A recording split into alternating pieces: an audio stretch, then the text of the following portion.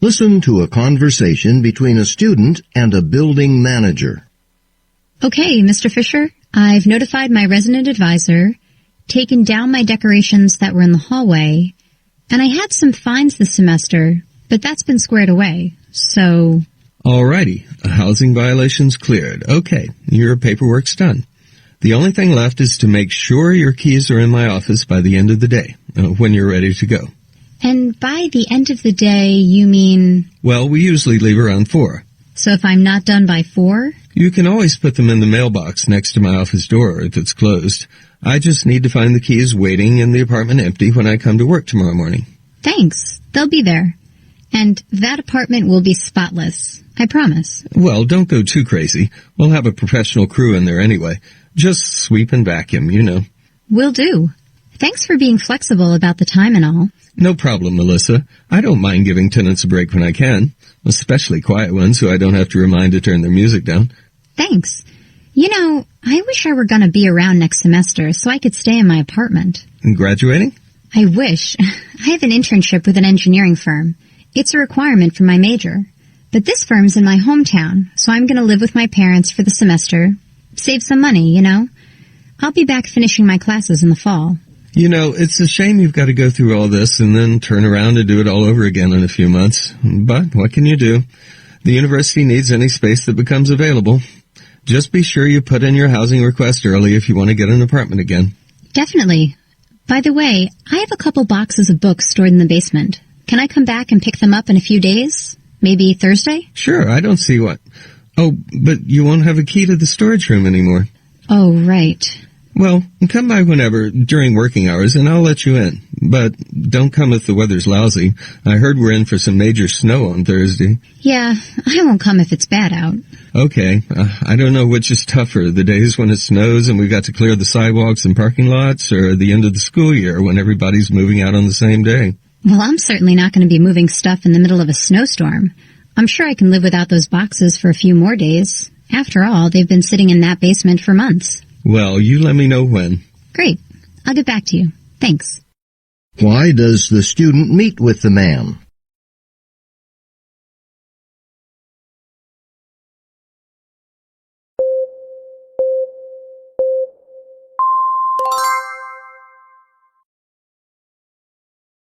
What does the man insist that the student must do?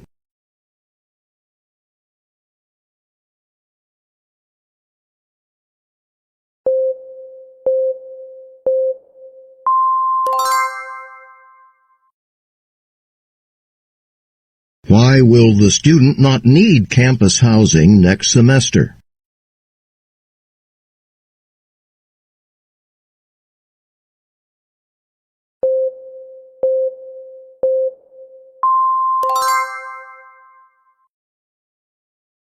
You know, it's a shame you've got to go through all this and then turn around and do it all over again in a few months. But what can you do?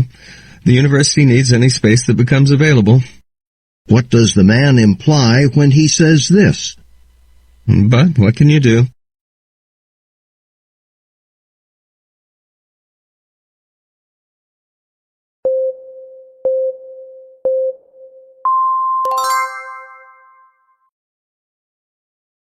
Listen to part of a lecture in a geology class. Okay, before we begin, I want to remind you that our field trip to Bryce Canyon National Park is this weekend. Remember, the bus leaves early, 5 a.m., so don't forget to set your alarm clocks. I think you're all going to enjoy getting out of the classroom and actually seeing some remarkable geologic phenomena. Now, while we're there, I want you to pay particular attention to two things. One, obviously, will be the sediment layers making up the rocks, since we've spent so much time on sedimentary rocks. Bryce Canyon is a great place to see how millions of years have turned layers and layers of tightly packed sediment, mud particles, sand, remains of plants and animals, into rock. But you're also going to see some fascinating rock shapes, formations that are the result of the weathering and the erosion processes that occur at Bryce Canyon. There are two main processes that are important. The first one is a weathering process called frost wedging. Frost wedging is a process that widens cracks in rocks in the wintertime. It begins with warm air or daytime sun melting the snow.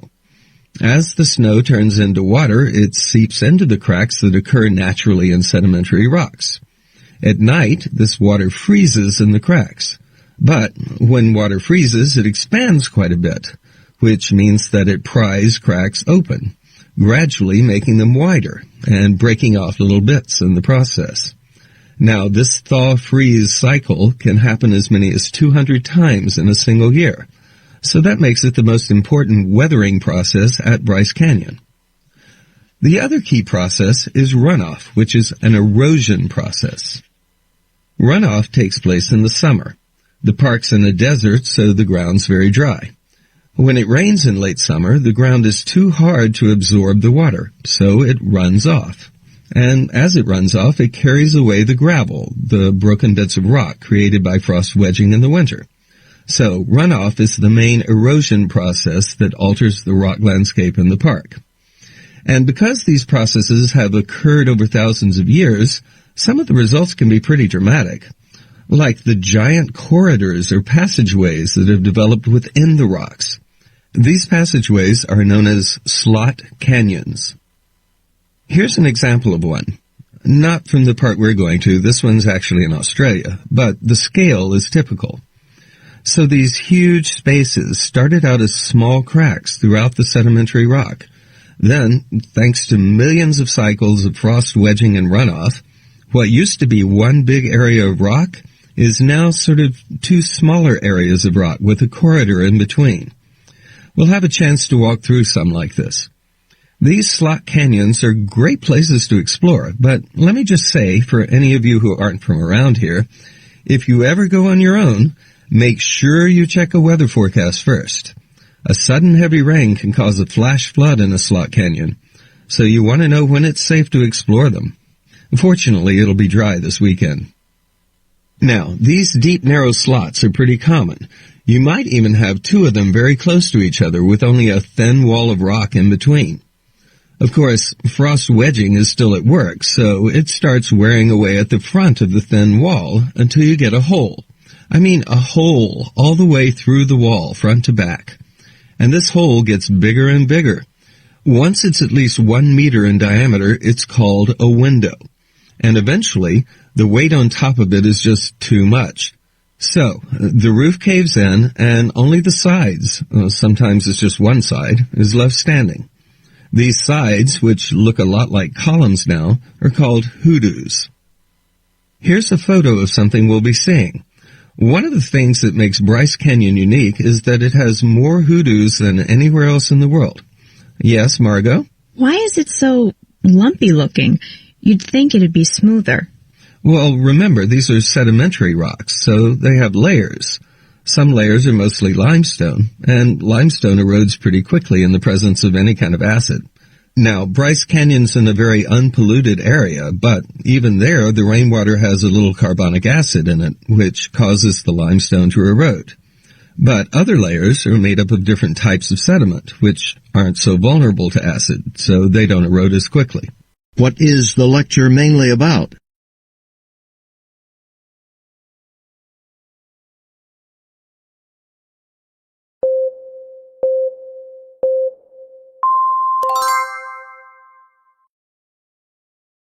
According to the professor, what is one characteristic that frost wedging and runoff share?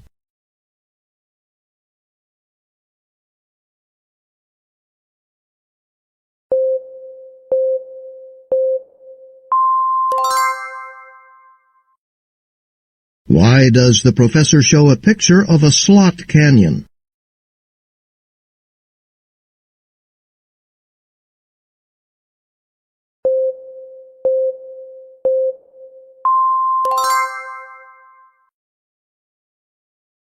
What is the professor's attitude toward students exploring Bryce Canyon on their own?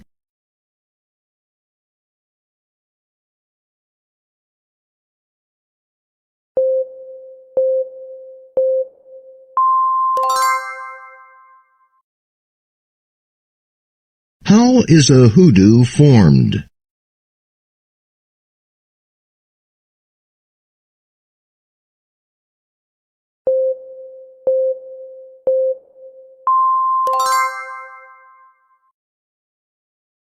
According to the professor, what two factors explain why a hoodoo does not have a smooth shape?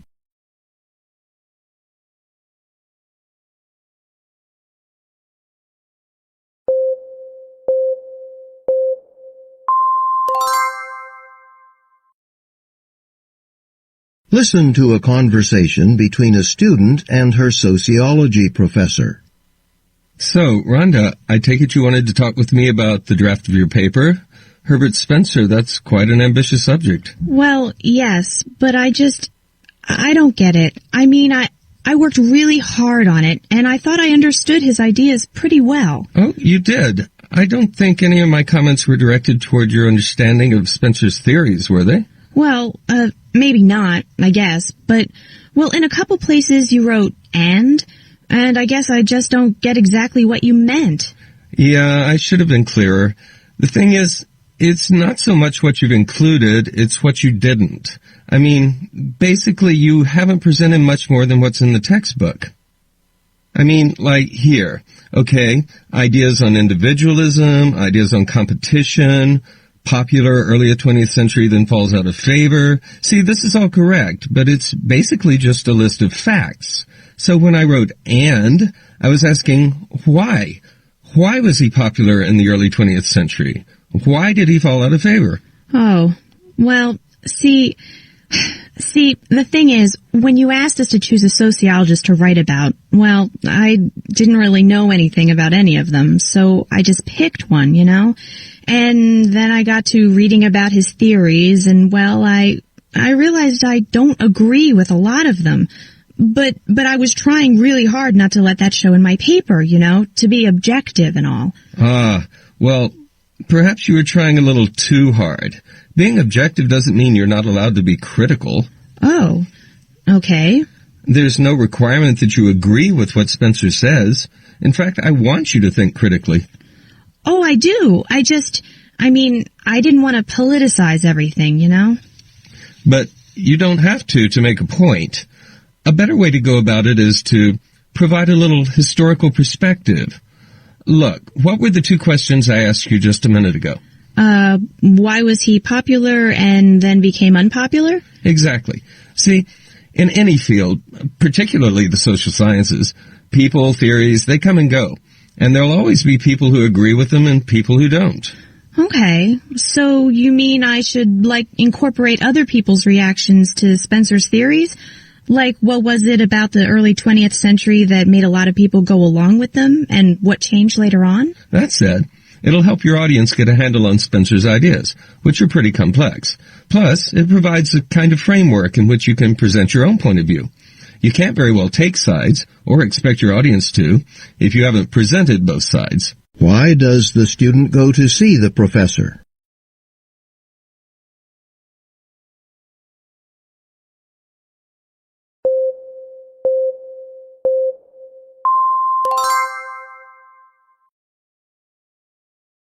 Why did the student decide to write her paper on Herbert Spencer?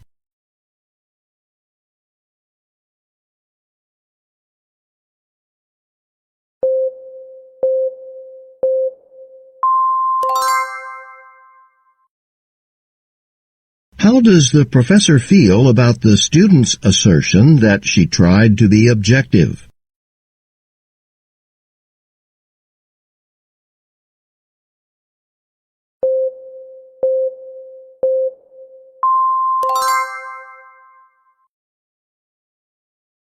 According to the professor, what are the advantages of adding historical perspective?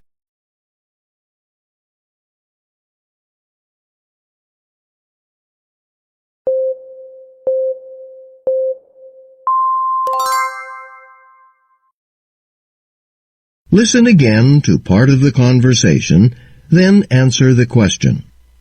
A better way to go about it is to provide a little historical perspective.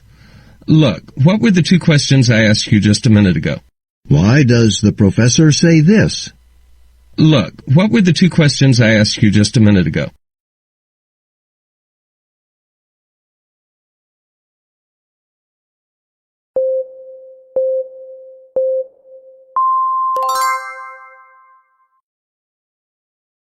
Listen to part of a lecture in an ancient history class.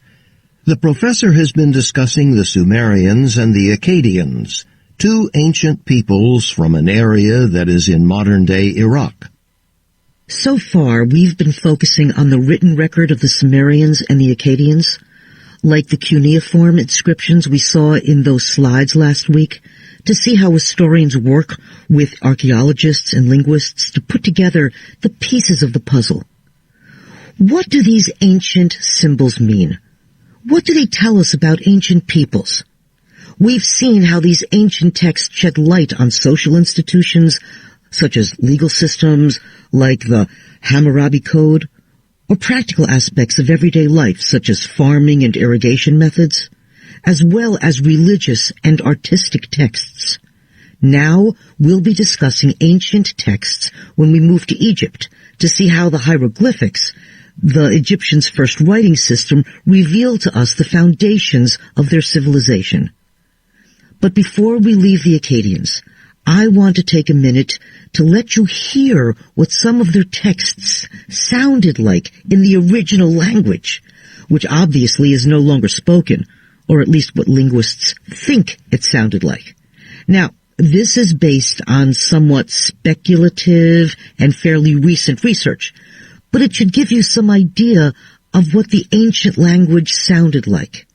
Okay, so I brought this really interesting tape. It's a recording of Akkadian texts, mostly fragments of myths and poetry, but also practical topics like, well, let's see. The first reading is, okay, this one's about agriculture. It's actually from a 4,000-year-old farmer's manual with advice on growing barley. And then, yes, George, did you have a question? I was just wondering, it's really cool that you guys have figured out what it sounds like and all, but I don't get why would you all care so much about a language nobody speaks anymore? It's not like you have to learn how to say, which way to the airport. Okay, George, I see where you're going with that, and that's a really good question, especially since that selection from the Farmer's Manual is probably not the best example of why all this should interest you. Of course, I'm fascinated, but then that's my profession. I guess the more important reason has to do with our appreciation of ancient literature, the myths and poetry. Now that's something that really is important to hear as well as read, since, well, for the Akkadians, as for most early civilizations, the literature was mainly an oral tradition.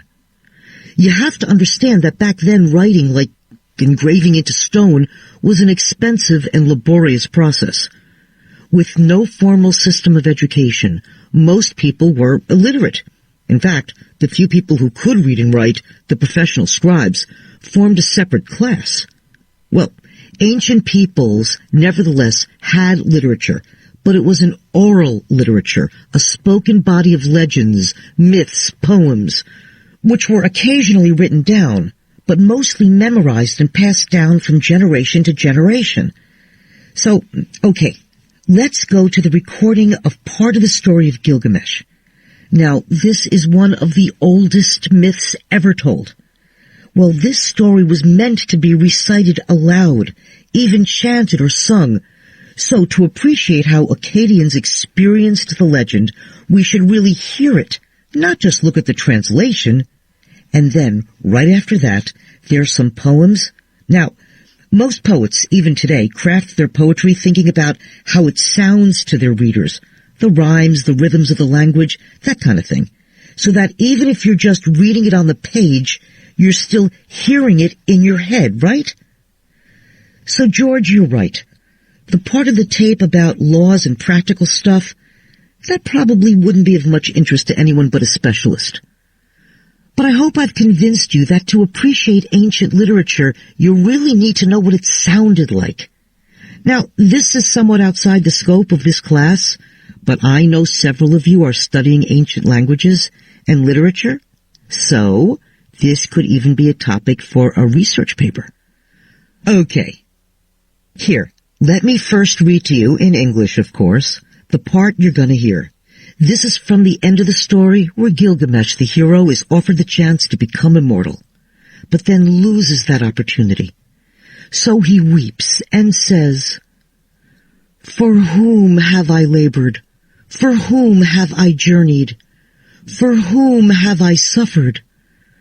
I have gained absolutely nothing for myself." You hear that repetition of "for whom"? This really brings home the character's sadness, and by contrast, emphasizes that nothing in the next line. Now, the English translation does preserve the repetition of the original Akkadian words. But what about other types of oral effects?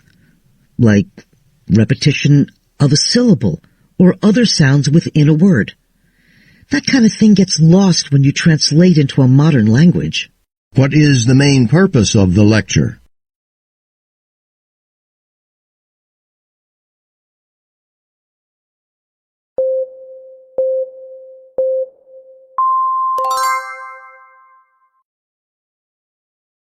According to the professor, what have previous classes concentrated on?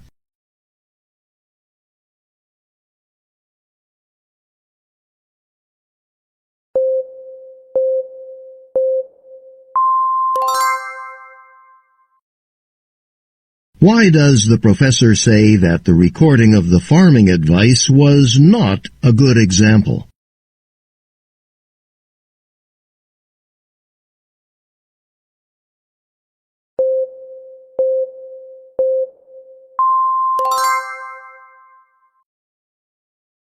Why does the professor mention the fact that few Akkadians knew how to read or write?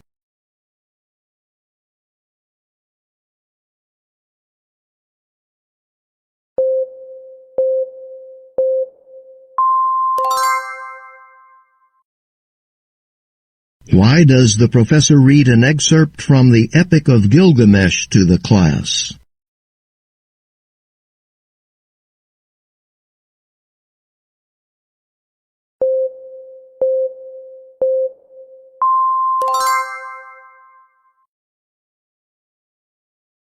Listen again to part of the lecture, then answer the question. I was just wondering, it's really cool that you guys have figured out what it sounds like and all, but I don't get why would you all care so much about a language nobody speaks anymore?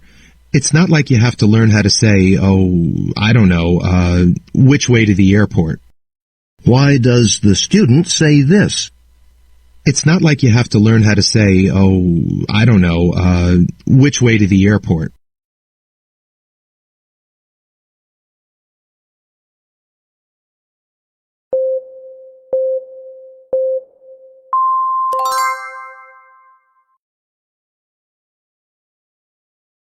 Listen to part of a lecture in a biology class. I think the lens of the eye is just about the most fascinating part of the body. For one, it's the only, I repeat, only transparent cellular tissue in the human body.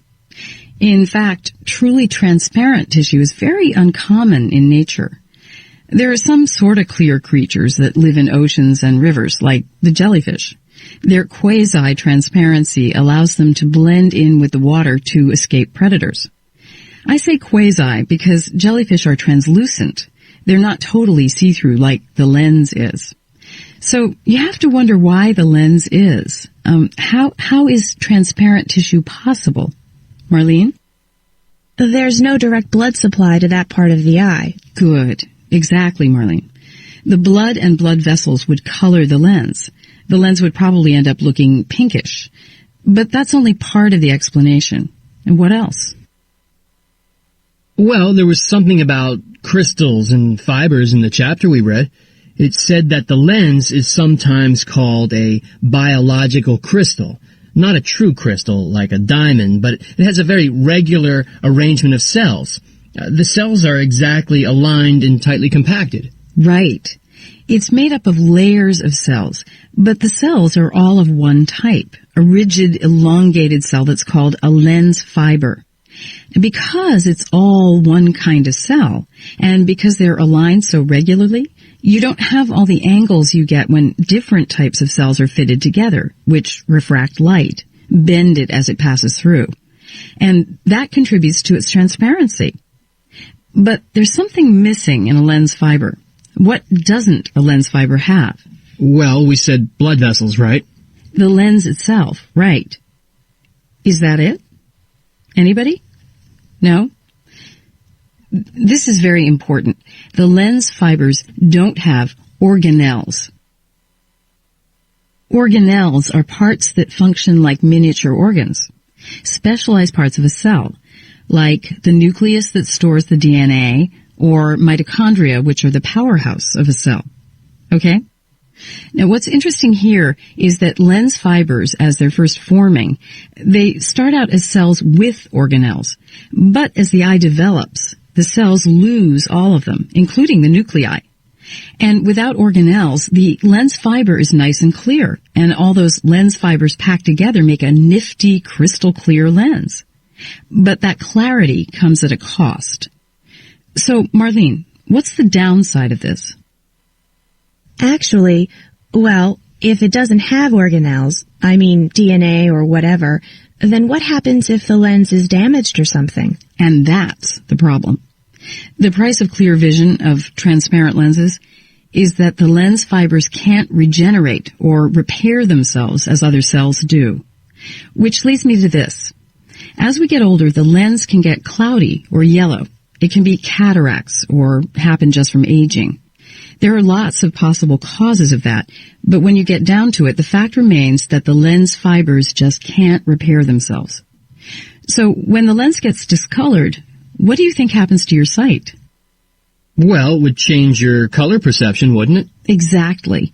Discolored lenses absorb certain wavelengths of light, so some light rays won't reach the retina.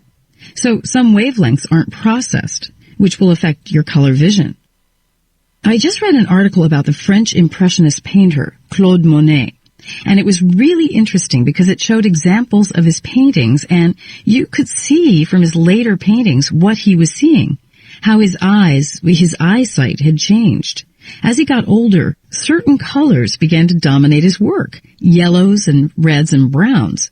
He was mostly seeing those colors because his lenses had yellowed and weren't transparent anymore. What is the lecture mainly about?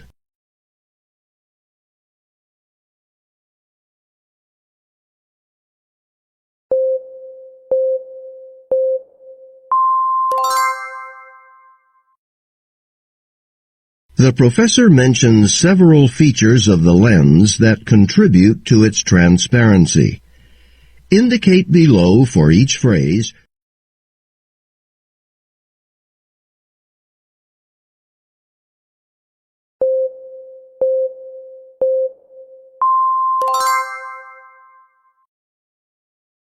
why does the professor compare the lens of the human eye to jellyfish?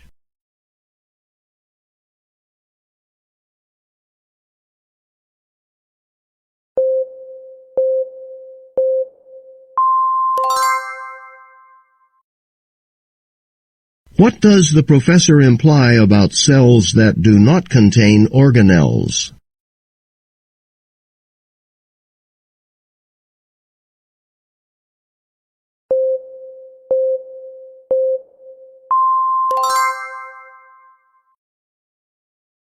Why does the professor mention French painter Claude Monet?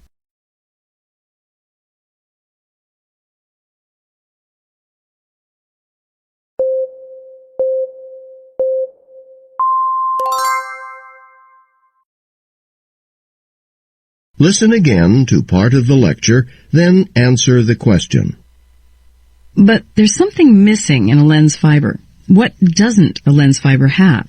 Well, we said blood vessels, right? The lens itself, right.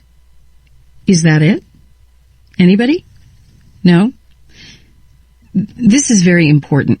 The lens fibers don't have organelles. Why does the professor say this? Is that it?